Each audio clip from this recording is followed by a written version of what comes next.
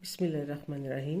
Welcome to my YouTube channel. Dear students, हम mathematics class 9 new syllabus 2025 study कर रहे हैं और आज हम इसकी एक्सरसाइज 2.4 का क्वेश्चन नंबर 1 करेंगे। क्वेश्चन नंबर 1 की स्टेटमेंट है, without using calculator evaluate the following. ये क्वेश्चन हमें दिया हुआ है, इसका पार्ट 1 कि इसको हमने कैलकुलेटर को यूज़ किए बगैर हमने इसकी वैल्यू फाइंड करनी है। तो स्टूडेंट्स, इसकी वैल्यू फाइंड करने के से पहले हम लॉगरिथम के जो कवानीन है हम उसको देखते हैं।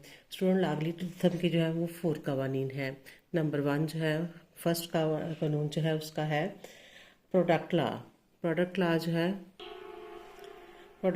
है वो है कि कोई सी वैल्यू है, कोई भी वैल्यू हो, वो मल्टीप्लिकेशन फॉर्म में उनके साथ लॉग अप्लाई हो तो हम उसको सेपरेट करके लिखेंगे। Log of first value plus log of second value. अगर 3 वैल्यू हो तो वो थर्ड वैल्यू भी प्लस हो जाएगी और जो बेस है इसकी वो सबके साथ अप्लाई हो जाएगी।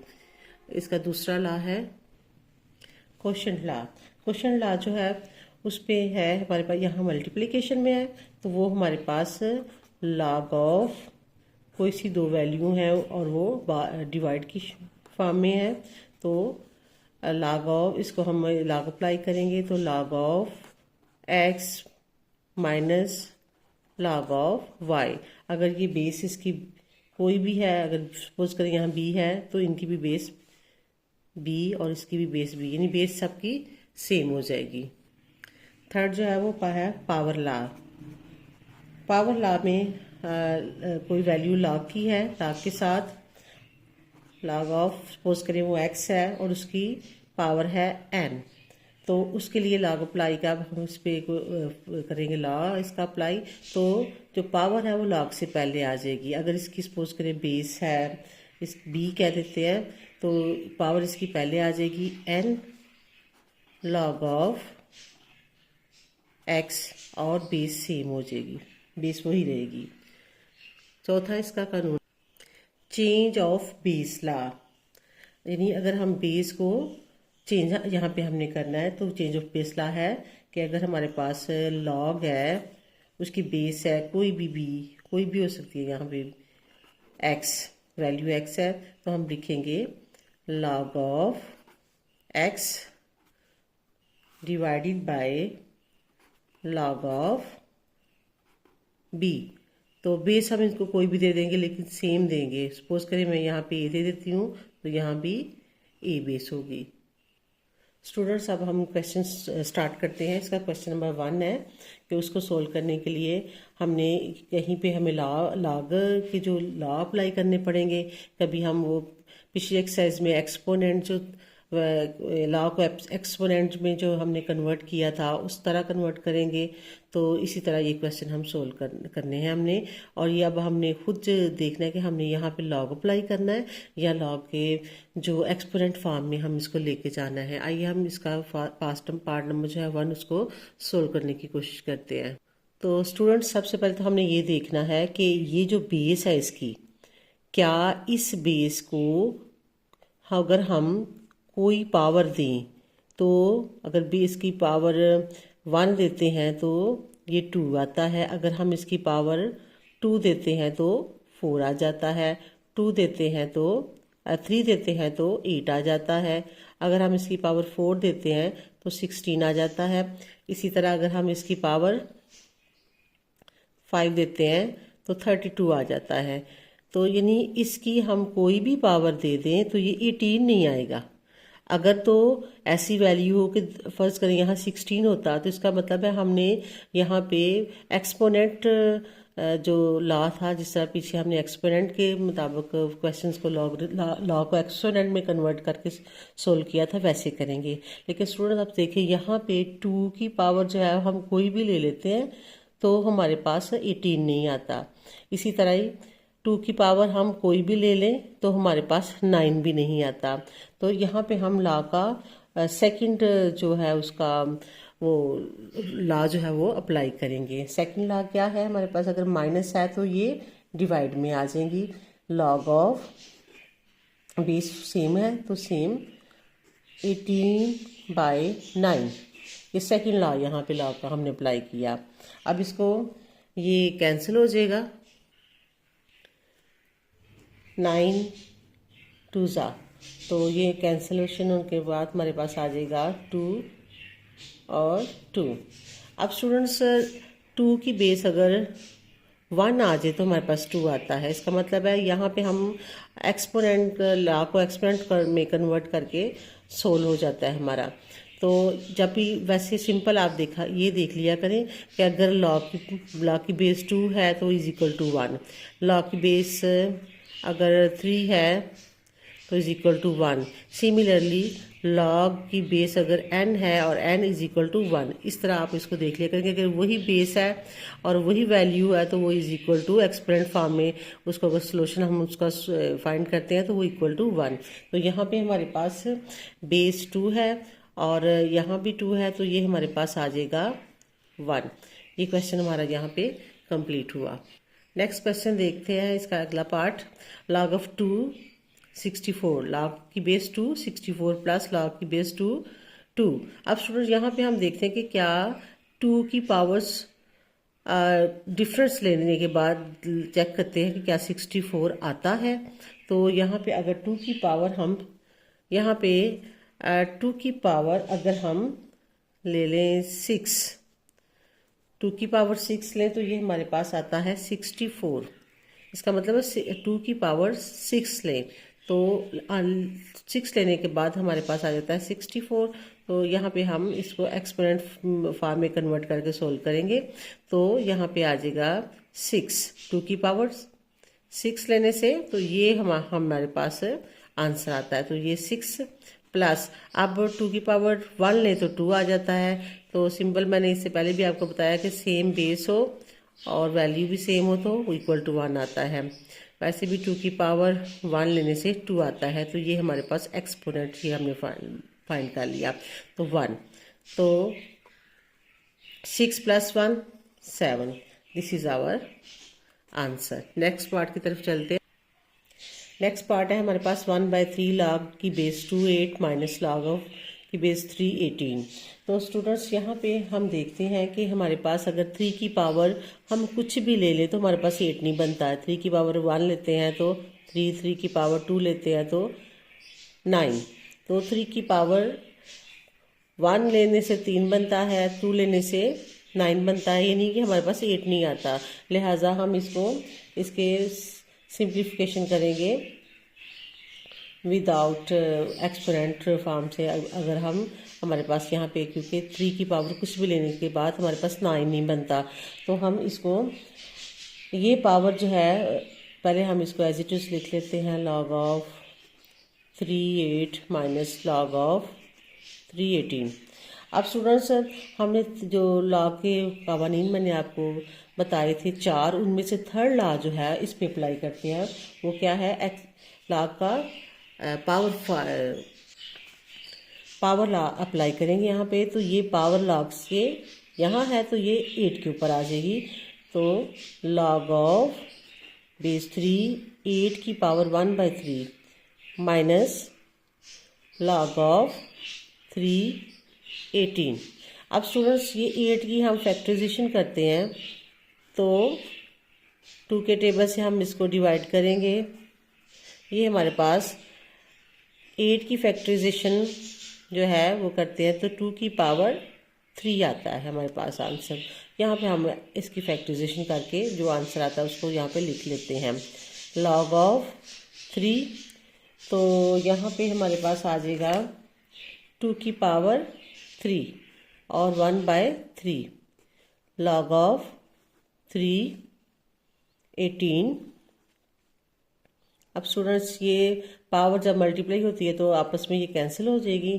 तो log of 3 2 minus log of 3 18। अब यहाँ पे हमारे पास 3 की हम कोई भी वैल्यू लें तो ये 2 नहीं आता, नहीं, ये तो वैसे भी इससे छोटा है। इस तरह हम इस पे लॉ का दूसरा जो लॉ है वो अप्लाई करेंगे। वो है हमारे पास क्वेश्चन लॉ। उसमें क्या है कि लॉग ऑफ 3 2/18, ये दूसरा लॉ हमने अप्लाई किया यहाँ पे। अब स्टूडेंट्स ये आपस में कट जाएंगे, 1 और 9 आ जाएगा। तो log ऑफ 3 1/9। अब 9 की हम फैक्टराइजेशन करते हैं तो ये आ जाएगा 9 की फैक्टराइजेशन करने के लिए हमारे पास 3 की पावर 2, यहाँ हम लिखेंगे 3 की power 2 log of 2 the base 3, तो ये आ जाएगा 1/3 की पावर 2। अभी ये डिनोमिनेटर है, डिनोमिनेटर्स को हम नोमिनेटर्स में कन्वर्ट करते हैं तो इसकी पावर जो है उसका साइन चेंज हो जाता है। तो हम इसको लिखेंगे log ऑफ 3 की पावर -2। ये नीचे से ऊपर जाएगी तो इसकी पावर नेगेटिव हो जाएगी। अब हम इसका जो पावर लॉ है वो अप्लाई करेंगे, थर्ड लॉ जो है लॉ का वो अप्लाई करेंगे। पावर जो है वो लॉग से पहले आ जाती है, तो -2 log ऑफ 3। अब स्टूडेंट्स मैंने आपसे पहले भी कहा कि आप सिंपल जब भी लॉग आपके पास 3 है, सेम बेस और सेम ही वैल्यू है, तो वो इज इक्वल टू 1 होता है।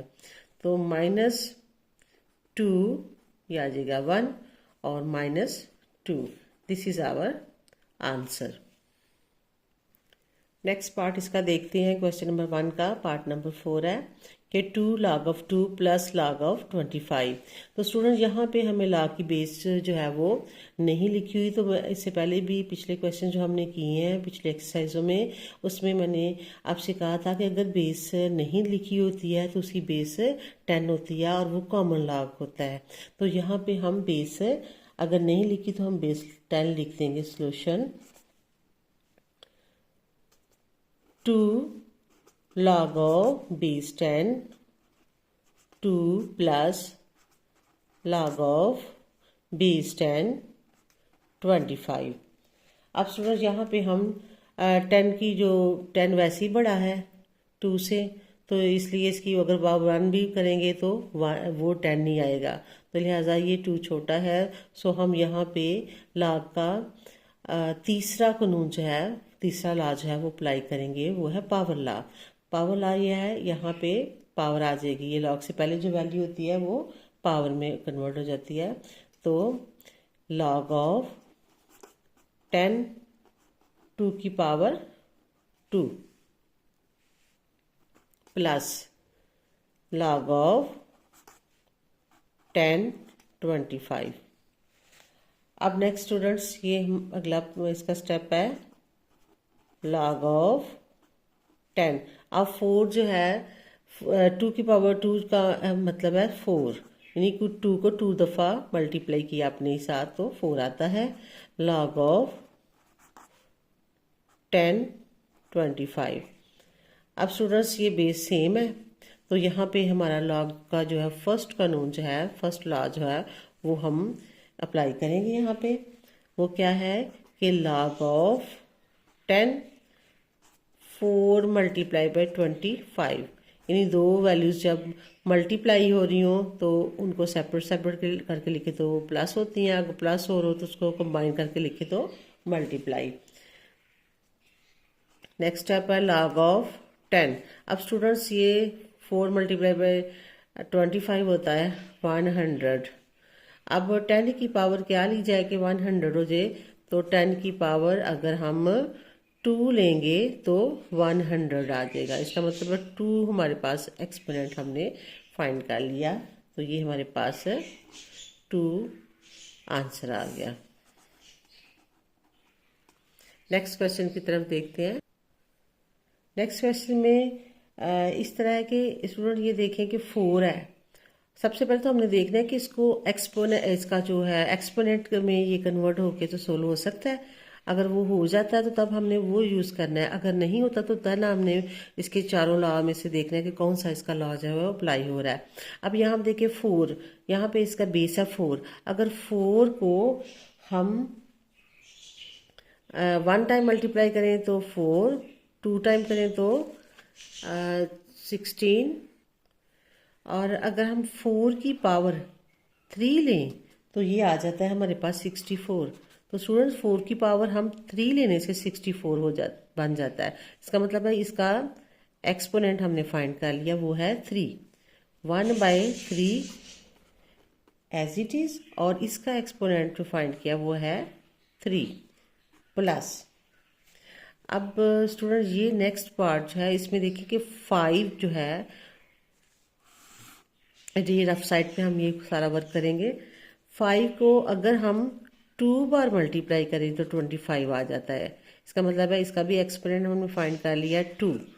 तो यहाँ पे हम लिखेंगे इसकी जगह पे एक्सपोनेंट फॉर्म में कन्वर्ट करने के बाद ये एक्सपोनेंट हमारे पास आ जाएगा 2। नेक्स्ट स्टेप इसका, ये 3 से कैंसिलेशन हो जाएगी, 1 आ जाएगा, और 2 को मल्टीप्लाई करेगा तो यह आ जाएगा 4 + 1 = 5। ये भी हमारा पार्ट मुकम्मल हुआ। नेक्स्ट पार्ट की तरफ चलते हैं स्टूडेंट्स। इसका नेक्स्ट पार्ट है, इसमें है log of base 3 12 + log of base 3 0.25। इसका सॉल्यूशन, अब स्टूडेंट्स यहाँ पे देखें 3 की पावर कोई भी लेने से 12 नहीं आता। 3 की पावर अगर 1 लेते हैं तो 3, 2 लेते हैं तो 9, और 3 की पावर 3 लेते हैं तो 27, तो 12 नहीं आता। लिहाजा ये हमारे पास इसको एक्सपोनेंट फॉर्म में हम इसको कन्वर्ट नहीं करेंगे। अगर एक्सपोनेंट फॉर्म में कन्वर्ट नहीं करेंगे तो फिर हम लॉज की तरफ जाते हैं कि चारों लॉज में से कौन सा लॉ अप्लाई होना है। यहाँ पे हमारे पास प्लस है, अगर प्लस है तो उसको हमने कंबाइन करना है, तो वो हमारे पास मल्टीप्लिकेशन फॉर्म में आ जाएगी वैल्यूज़। ये हमारा फर्स्ट लॉ है, तो इसके लिए हम लिखेंगे log of base 3, ये आ जाएगा 12 × 0.25। अब स्टूडेंट्स इसको log of base 3 इनको आपस में मल्टीप्लाई करते हैं तो ये आ जाता है हमारे पास 3, ये आ जाता है 3। अब स्टूडेंट्स 3 जो है ये हमारे पास सेम है, बेस भी सेम है, तो दिस इज इक्वल टू 1। ये भी हमारा पार्ट मुकम्मल हुआ। तो स्टूडेंट्स ये हमारी क्वेश्चन नंबर एक्सरसाइज 2.4 का क्वेश्चन नंबर 1 जो है वो मुकम्मल हो गया है। तो स्टूडेंट्स इसके नेक्स्ट क्वेश्चन इंशाल्लाह हम नेक्स्ट अपने वीडियो में जो है वो करेंगे। तो इसके लिए मेरे चैनल को आप सब्सक्राइब कर लीजिएगा ताकि आने वाली वीडियो जो है वो आप तक पहुंच सके।